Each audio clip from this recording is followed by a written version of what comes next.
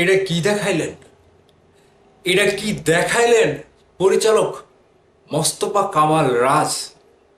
এটা আমাদেরই গল্প 50তম এপিসোড। দর্শকদেরকে কাঁদিয়েছে। শুধু দর্শকদের কথা বলছি না, আমাকেও কাঁদিয়েছে।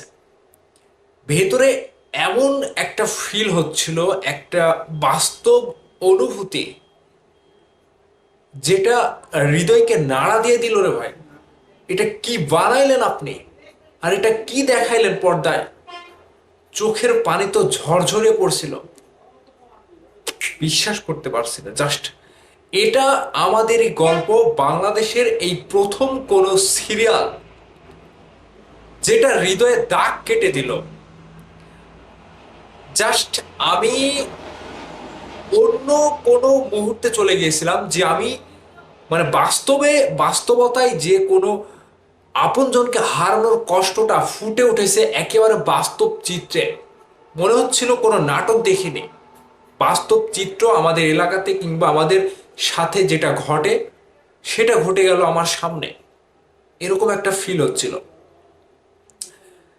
নাটকের যিনি বাবা ছিলেন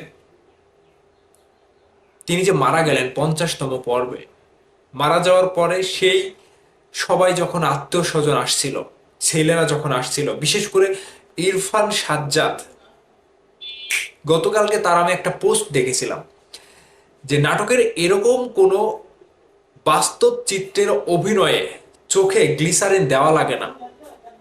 আমি আজকে দেখলাম এই পর্বটি দেখার পরে জাস্ট আমার কাছে এতটা খারাপ লেগেছে, মনটা খারাপ হয়েছে। মানে এরকম কাহিনী ভাই, ইরফান সাজ্জাদের কান্নার দৃশ্য দেখে বুঝতে পারলাম যে অভিনয় কাকে বলে। তিনি যে হাউ মাউ করে কান্না করছিল, চোখ দিয়ে পানি ঝরছে, নাক মুখ দিয়ে পানি ঝরছে। ভাই, এটা আমাদেরই গল্প, বাস্তব চিত্রের গল্পে পরিচালক মোস্তফা কামাল রাজ। ভাই জাস্ট আপনি আপনি আপনাকে জাতীয় চলচ্চিত্র পুরস্কার দেওয়া উচিত। আমি জানি না যদিও নাটকের ইয়েতে দেওয়া হয় কিনা। বাংলাদেশে এরকম একটা সিরিয়াল যেটা বাংলা দর্শকদেরকে কাঁদালো, এই সিরিয়ালটা দেখে আপনি যেই মানুষই হন না কেন, আপনি যত কঠিন শক্ত মানুষই হন না কেন, আপনি কাঁদতে বাধ্য হবেন এবং আপনার চোখ দিয়ে পানি ঝরবে। পাশাপাশি মনিরা আক্তার মিঠু, এই মানুষটা যেরকম অভিনয় দক্ষতা দিয়ে এই নাটকে অভিনয় করেছে, এই সিচুয়েশনে তিনি যে অভিনয়টা দিয়েছে, ইরফান সাজ্জাদকে যে গালে দুইটা চড় দিল এসে, ভাই এটা কোনো বাংলার কোনো বাস্তব মায়ের চরিত্রে তাকে দেখতে পেলাম। বাংলা আমাদের আশেপাশে জনপদে সমাজে যে চিত্রগুলো ফুটে ওঠে সেটাই কিন্তু একেবারে পুরোপুরি সেখানে ডেলিভারি দিয়েছে।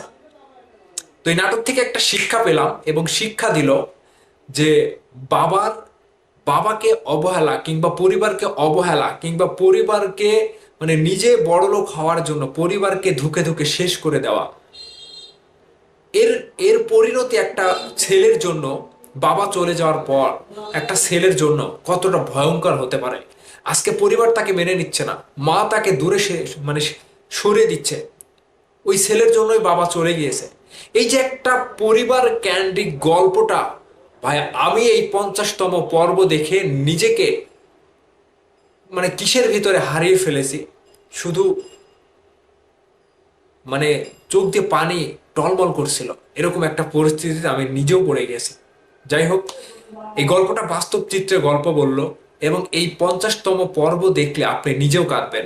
যারা যারা দেখেননি, দেখে এসে আমার ভিডিওর নিচে কমেন্ট করবেন।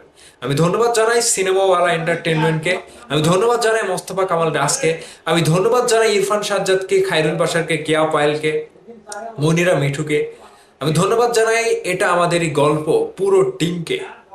ভাই আপনারা বাস্তব চিত্রে মানুষকে হৃদয়ে নাড়া দিলেন এবং মানুষের হৃদয়ে দাগ কেটে দিলেন। পারবেন আপনারা, আপনাদের দ্বারা ইন্ডাস্ট্রিতে আরো নতুন কিছু তৈরি করা সম্ভব। আরো একটা বার ট্রাই করেন না।